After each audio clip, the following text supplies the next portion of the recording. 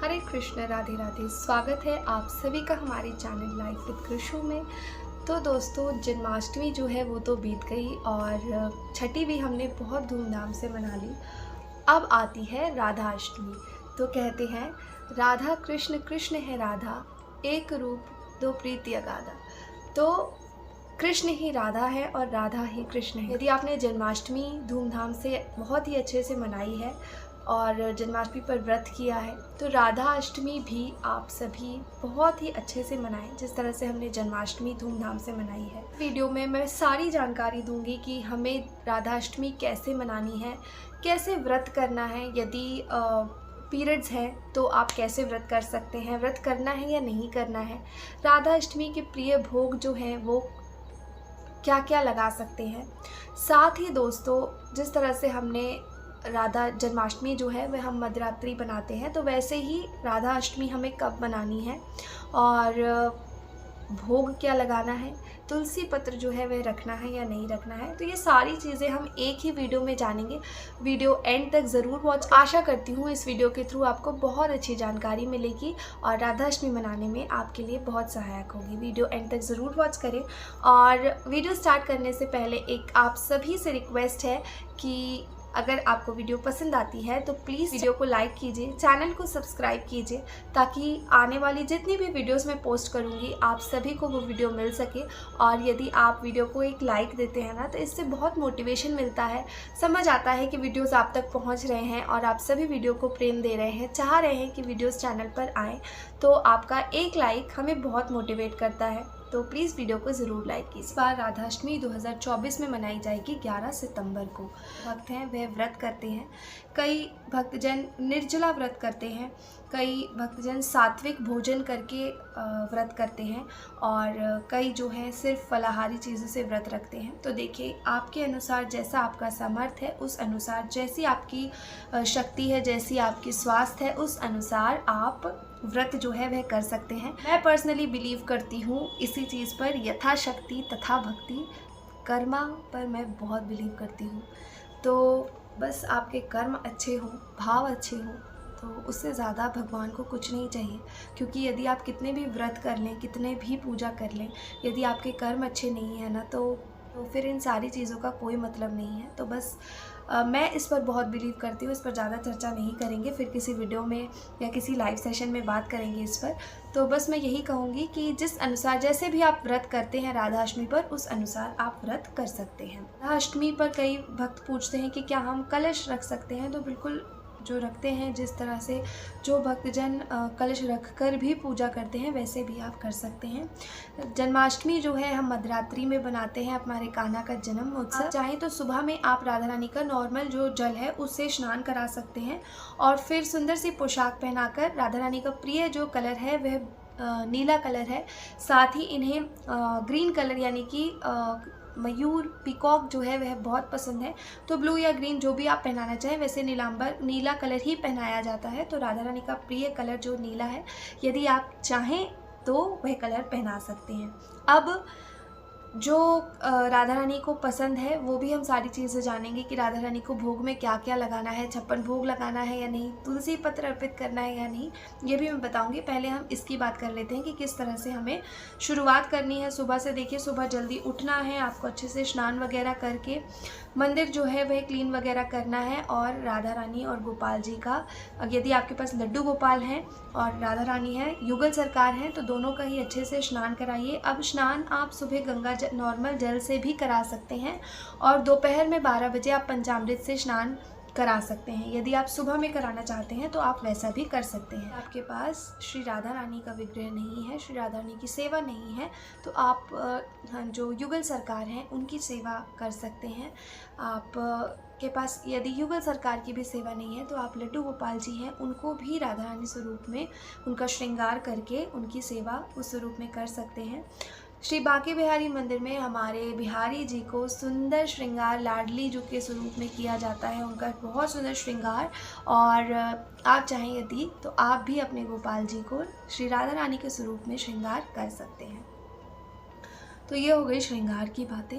कलश मैंने बता दिया, यदि आप रखना चाहते हैं तो आप रख सकते हैं। राधा रानी को कुछ चीज़ें ऐसी है जो बहुत पसंद है, भोग के अलावा भी, जैसे उन्हें झूला झूलना बहुत पसंद है। तो इस दिन हमारी लाडली जी को झूला अवश्य से झुलाएं। एक और प्रश्न आया था कि हमारे पास श्री राधा रानी की सेवा नहीं है तो क्या हम चित्रपट सेवा दे सकते हैं। तो देखिए जी, बिल्कुल आप दे सकते हैं। आपके कुछ इस तरह से भाव होने चाहिए कि जिस तरह से आप श्री विग्रह को सेवा देते हैं उस अनुसार ही आप सेवा दे रहे हैं।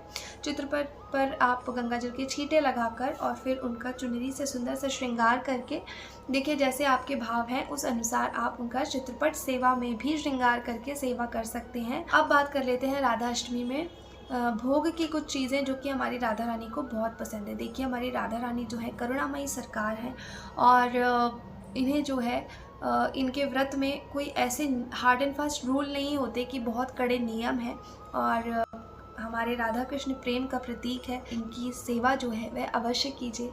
अगर आप श्री कृष्ण को पाना चाहते हैं, हमारी राधा रानी को प्रसन्न ज़रूर करिए। राधा रानी खुश होंगी तो ज़रूर से हमारे ठाकुर जी भी खुश होंगे। तो दोस्तों, आप बात कर लेते हैं कुछ ऐसी चीज़ें, कुछ ऐसे भोग जो हमारी राधा रानी को आज के दिन लगाए जाते हैं। भोग में सबसे पहले आती है अरबी। आप किसी चीज़ का भोग लगाएं या ना लगाएं, आप अरबी का भोग अवश्य लगाएं। आप चाहें तो अरबी के पकौड़े बना सकते हैं, दही अरबी बना सकते हैं, अरबी का हलवा बना सकते हैं, अरबी की मिठाई बना सकते हैं। और मैंने लास्ट ईयर एक वीडियो डाली थी कि बहुत स्वादिष्ट कटलेट बनाए थे, तो वो वीडियो का लिंक आप कहेंगे तो मैं आप सभी के साथ शेयर कर दूँगी, तो आप वो भी बना सकते हैं। आप हमारे श्री वृंदावन धाम जाएंगे तो देखेंगे कि अरबी जो है वह अलग अलग तरह से डिशेस बनाई जाती हैं अरबी की, और हमारी राधा रानी को उसका भोग लगाया जाता है। तो आप अरबी की कोई भी डिश जो है वह तैयार ज़रूर से करें। किसी चीज़ का भोग लगाएं ना लगाएं, लेकिन अरबी का भोग जो है वह हमारी राधा रानी को अवश्य लगाएं। राधा रानी को दूध से बनी चीज़ें बहुत पसंद है, तो आप चाहें तो खीर का भी भोग इस दिन राधा रानी के लगा सकते हैं। इस दिन महालक्ष्मी की पूजा जो है वह भी की जाती है, तो आप राधा रानी को खीर का भोग ज़रूर लगाएं। यदि आप फलाहार व्रत रख रहे हैं तो आप ड्राई फ्रूट्स की या सिर्फ मखाने की या साबूदाने की खीर भी बनाकर भोग लगा सकते हैं। तीसरी चीज़ है मीठा पान। राधा रानी को मीठा पान बहुत पसंद है, तो आप मीठे पान का भोग ज़रूर से लगाएं। 2, 5, 7, 11 जितने भी पान का भोग आप लगाना चाहते हैं, सुपारी जो है वो उस पान में ना ऐड करें। तीसरी चीज़ जो है, राधा रानी के मालपुए बहुत ज़्यादा पसंद है, तो मालपुआ जो है वो आप घर पर तैयार कर सकते हैं और उसका भी भोग आप लगा सकते हैं। श्री कृष्ण को राधा रानी द्वारा बनाए गए मालपुए बहुत ज़्यादा पसंद आते थे, तो आप मालपुए का भोग ज़रूर से लगाएं। रबड़ी का भोग आप राधा रानी के लगा सकते हैं, तो वह भी घर पर बनाकर आप लगा सकते हो। पंचामृत का भोग ज़रूर से लगाएं। मोहन थाल का भोग आज के दिन लगाया जाता है, जो कि हमारी राधा रानी को बहुत प्रिय है, तो आप मोहन थाल का भोग भी जो है वह राधा रानी के लगा सकते हैं। जिस तरह से आपने सुंदर सुंदर झांकी हमारे कन्हैया के लिए सजाई थी, उसी तरह से हमारी राधा रानी के लिए भी खूब धूमधाम से मंदिर सजाइए, झांकी सजाइए, राधा रानी का श्रृंगार कीजिए। इस दिन राधा रानी के चरण दर्शन भी किए जाते हैं, तो जब भी आप श्रृंगार करते हैं तो घर के सभी सदस्यों को आप उनके चरण दर्शन ज़रूर कराएं और ख़ुद भी उनके चरण दर्शन करें। सुंदर सी पायल राधा रानी को अवश्य भेंट करें। श्री कृष्ण महामंत्र का जाप आप पूरे दिन कर सकते हैं। राधा रानी कवच या ओम श्री राधिकाय नमः का भी जाप आप कर सकते हैं, ज़रूर से कीजिए। एक प्रश्न और आता है कि क्या हम इस दिन 56 भोग लगा सकते हैं, तो बिल्कुल आपके सामर्थ्य हैं, आपके भाव हैं, आप बिल्कुल लगा सकते हैं। 56 भोग का भी प्रबंध आप चाहें तो हमारी राधा रानी के लिए कर सकते हैं। आज के दिन तो वृंदावन में और बरसाना में बहुत ही धूमधाम से राधा अष्टमी जो है वह मनाई जाती है। राधा रानी अपना आशीर्वाद सदैव हम भक्तों पर बनाए रखें, हमें अच्छे मार्ग पर ले जाएं, बुरे कर्मों से बचाएं। बस यही मेरी राधा रानी से यही कामना है, यही प्रार्थना है कि हम भक्तों पर अपना आशीर्वाद बनाए रखें, ताकि हम भक्त हर दम एक दूसरे के सहायक रहें, एक दूसरे के प्रति प्रेम भाव हमारे मन में सबके प्रति बना रहे और किसी के भी लिए हमारे मन में कोई द्वेष, कोई घृणा ना हो।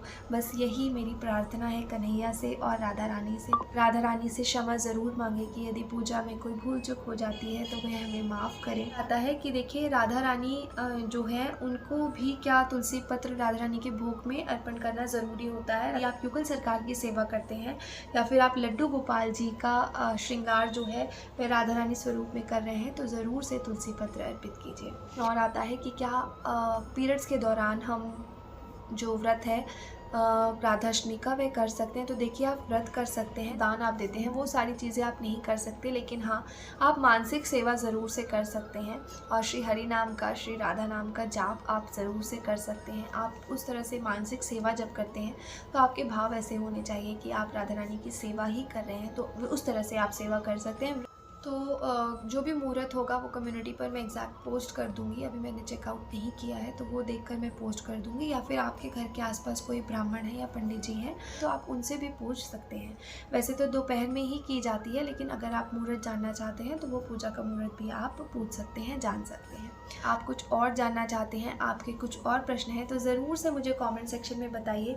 मैं कोशिश करूँगी आप सभी के सवालों का जवाब देने का। यदि आप चाहते हैं कि मैं इसी तरह चैनल पर अच्छी अच्छी वीडियोस लाते रहूं तो ज़रूर से मुझे कमेंट सेक्शन में बताइएगा कि आप चैनल पर किस तरह के वीडियोस पसंद करते हैं।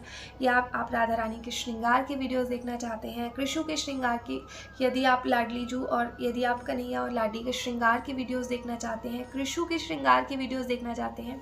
कृष्ण से रिलेटेड बहुत क्वेश्चंस आते हैं दोस्तों, तो वो वीडियो फिर मैं नेक्स्ट कभी शेयर करूँगी। जो भी वीडियोस आप देखना चाहते हो, ज्वेलरी एक्सेसरीज़ की जो शॉपिंग है वो सारी चीज़ें देखना चाहते हैं, हमारे नटखट कन्हैया की खूब सारी कथाएं हैं, गाथाएं हैं, तो वो आप सुनना चाहते हैं, जो भी आपकी चॉइसेस हों वो ज़रूर से कमेंट सेक्शन में बताइएगा। मुझे खुशी होगी आप सभी से जुड़कर और आप सभी की क्योंकि देखिए वीडियोस जो हैं तभी डालना अच्छा लगता है। वीडियोस लॉन्ग शॉर्ट वीडियो तो जल्दी पोस्ट हो जाती है, लेकिन लंबी लंबी वीडियोस ना तभी अच्छा लगता है, क्योंकि हम इतनी मेहनत भी करें और वीडियोस अगर कोई ना देखे ना तो फिर वो मन नहीं करता कि जब कोई देख ही नहीं रहा तो वीडियोस क्यों पोस्ट देखना चाहते हैं। तो कमेंट सेक्शन में ज़रूर बताइए, क्योंकि वीडियो बनाने में बहुत मेहनत लगती है और यदि आप लोग उसे पसंद करेंगे, देखना चाहेंगे तो ज़रूर से हमें ये मेहनत करना भी हमें स्वीकार है। तो कमेंट सेक्शन में ज़रूर बताइएगा दोस्तों, ये वीडियो पसंद आती है, वीडियो को लाइक ज़रूर से कीजिएगा। मिलते हैं नेक्स्ट वीडियो में, तब तक के लिए बाय बाय, हरे कृष्णा।